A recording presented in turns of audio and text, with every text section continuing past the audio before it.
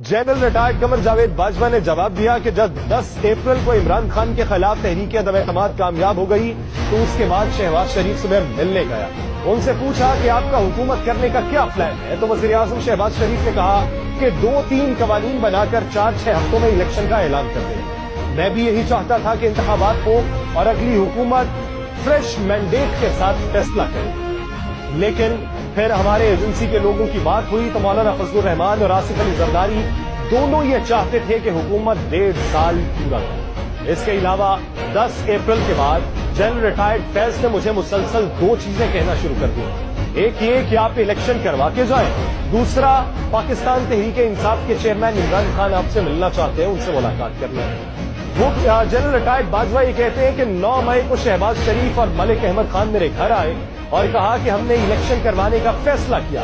मलिक अहमद खान कहने लगे कि मैंने इलेक्शन कमीशन के साथ बात की है, इलेक्शन कमीशन मर्दमशुमारी और हल्का बंदियां 5 अगस्त तक मुकम्मल कर लेगा। हुकूमत ने फैसला किया है कि अगर हम बजट नहीं देते तो 5 सितंबर को इलेक्शन करवा दिए जाएं, और अगर बजट पेश करना पड़ा तो हम 5 अक्टूबर को इलेक्शन करवाने के लिए तैयार हैं। यूं इलेक्शन की तारीख का फैसला होगा। ये गुज़श्ता बरस की बात हो रही है और उनका कहना है कि पाकिस्तान तहरीक इंसाफ को भी इस फैसले से आगाह कर दिया गया। उनका ये कहना था कि पाकिस्तान तहरीक इंसाफ को कहा गया कि आप लॉन्ग मार्च का ऐलान न करें। हमें ये पता है कि पाकिस्तान तहरीक इंसाफ ने लॉन्ग मार्च के ऐलान में फसोपेश का मुजाहरा किया था। शायद उसकी हकीकत यही है कि उन्हें किसी तरफ से इशारा था कि शायद इंतखाबात हो जाएंगे। जनरल रिटायर्ड बाजवा कहते हैं कि उसके बाद शहबाज शरीफ लंदन चले गए। 19 मई को मलिक अहमद खान मेरे घर दोबारा आए। उन्होंने बताया कि नवाज शरीफ ने फैसला किया है कि हम इलेक्शन करवा रहे हैं और कल शहबाज शरीफ इस्तीफा दे देंगे। अब ये तो जनरल रिटायर्ड बाजवा साहब कह रहे हैं, लेकिन शहबाज शरीफ ने इरफान सिद्दीकी से इख्तितामी तकरीर भी लिखवा ली थी, ये भी बाजवा साहब ने कहा। उनका मजीद कहना था कि शहबाज शरीफ ने 20 मई को इस्तीफा देना था। अभी मलिक अहमद खान बैठे ही थे कि DGI भी आ गए। हुकूमत से दरखास्त करें कि शहबाज शरीफ 10 दिन बाद मुस्ताफी हो ताकि IMF से मुज़ाकरात भी हो जाए और निगरान सेटअप बनाने के लिए हमें 10 दिन का वक्त भी मिल जाए। बाजवा साहब कहते हैं कि मलिक अहमद ने जवाब दिया कि मियां नवाज शरीफ फैसला कर चुके हैं कि कल शहबाज शरीफ मुस्ताफी होंगे, तो इस सिलसिले में मैं उनसे बात नहीं कर सकता, बेहतर है कि आप बात करें। तो बाजवा साहब कहते हैं कि मैंने फिर जिम्मेदारी लगाई किसी हाई ऑफिशियल की कि जाए नवाज शरीफ साहब से दरखास्त करें कि वो 10 दिन हमें दें। तो उन्होंने जाके नवाज शरीफ से बात की और उनको 10 दिन बाद मुस्ताफी होने पर मना लिया। यही बात DGI ने शाह महमूद कुरैशी, परवेज खटक और असद उमर को बता दी और कहा कि आप लॉन्ग मार्च का ऐलान मत करें। लेकिन इन तीनों अहबाब ने कहा कि इमरान खान नहीं मान रहे। 20 मई को मुल्तान में इमरान खान का जलसा था, बहरहाल उन्होंने लॉन्ग मार्च का ऐलान नहीं किया।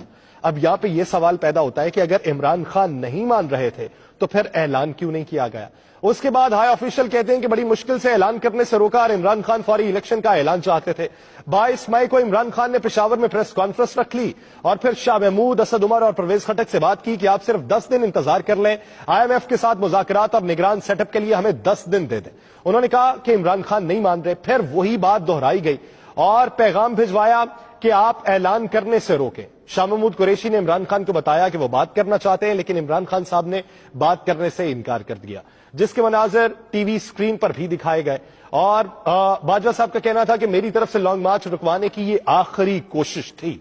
यानी बाजवा साहब ये कह रहे हैं कि वो सियासी मामलात में उन्होंने इंटरफेयर किया। बाजवा साहब कहते हैं कि इमरान खान ने लॉन्ग मार्च का ऐलान कर दिया और शाम को लीगी क़यादत मेरे पास आई तो उन्होंने कहा कि अब हम इमरान खान का भरपूर मुकाबला करेंगे। मैंने भी अगले दिन खुद शाह महमूद कुरैशी से बात की कि आप हुकूमत के साथ बैठकर बात करें, लेकिन उन्होंने कहा कि इमरान खान नहीं मान रहे, वो फौरी शहबाज शरीफ के इस्तीफे का ऐलान चाहते हैं।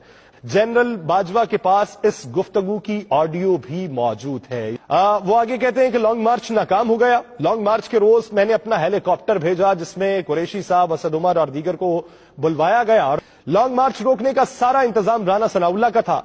हम मुकम्मल न्यूट्रल थे, हमने किसी किस्म की मुदाखलत नहीं की थी। बाजवा साहब एक तरफ ये बात कर रहे हैं राना सनाउल्लाह लॉन्ग मार्च रोकने में कामयाब हो चुके थे। मैंने पूछा कि 17 जुलाई के इलेक्शन आपने PTI को जितवाए थे, उन्होंने कहा कि नहीं, बिल्कुल कोई मुदाखलत नहीं की थी। फरवरी 2021 के बाद किसी एक इलेक्शन में भी मामूली गड़बड़ नहीं की गई। इलेक्शन से पहले मैनेजमेंट होती है। इमरान खान मकबूलियत से इलेक्शन जीते, नून लीग के हारने की सबसे बड़ी वजह PTI के मुनहरिफ लोगों को टिकट्स देना था। दोपहर के खाने की मेज पर मैंने फिर सवाल किया कि 63A वाला फैसला जस्टिस उमर अता बंदयाल से आपने करवाया था। जनरल बाजवा ने कहा कि ये फैसला मैंने नहीं करवाया था। उमर अता बंदयाल एक कमजोर शख्स है, दबाव बर्दाश्त नहीं कर सकते। اور سٹنگ ججز کا بھی حوالہ دیا گیا. ان کا مزید کہنا تھا کہ جسٹس اعجاز الاحسن اور جسٹس منیب جسٹس عمر عطا بندیال پر غالب آ گئے. یہ فیصلہ ان دونوں نے کروایا. جسٹس منیب نے فیصلہ لکھا, یہ فیصلہ غلط ہے, خلاف آئین ہے. سپریم کورٹ کے اس فیصلے کی وجہ سے بہت بربادی ہوئی اور ملک میں آج تک عدم استحکام ہے. خاص طور پر پنجاب میں ان ججز کو بھی پتا ہے کہ یہ فیصلہ غلط ہے. وہ فیصلہ ریورس بھی کرنا چاہتے ہیں, لیکن ان کو سمجھ نہیں آ رہی کہ اس کو کس طرح سے ریورس کریں.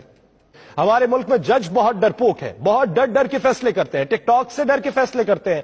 تحریک انصاف کے حق میں بھی جج ڈر کے فیصلے کر دیتے ہیں. ٹک ٹاک پہ بے عزتی وائرل ہوتی ہے تو دباؤ بڑھ جاتا ہے.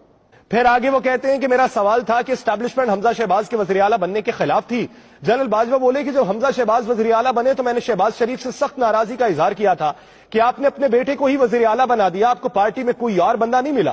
میں نے شہباز شریف کی کافی کلاس لی, وہ سر جھکا کر سنتے رہے اور کچھ نہیں بولے. جنرل باجوہ کہتے ہیں کہ حمزہ شہباز انتہائی نکما ہے, سلمان شہباز کافی تیز ہے اور باصلاحیت ہے. شہباز شریف کمزور وزیر اعظم ہیں, ان سے حکومت نہیں چل رہی اور نہ وزراء ان کی بات سنتے ہیں, وزراء ان کو گھاس بھی نہیں ڈالتے. بڑے میاں آئیں گے تو حالات بہتر ہو جائیں گے. پوچھا کہ سلمان شہباز کو آپ نے باہر بھیجا تھا؟ جنرل باجوہ نے کہا نہیں, بلکہ میں نے نہیں, جنرل فیض سے پوچھا تھا کہ سلمان شہباز باہر کیسے گیا, تو اس نے کہا کہ مجھے بھی نہیں پتا چلا.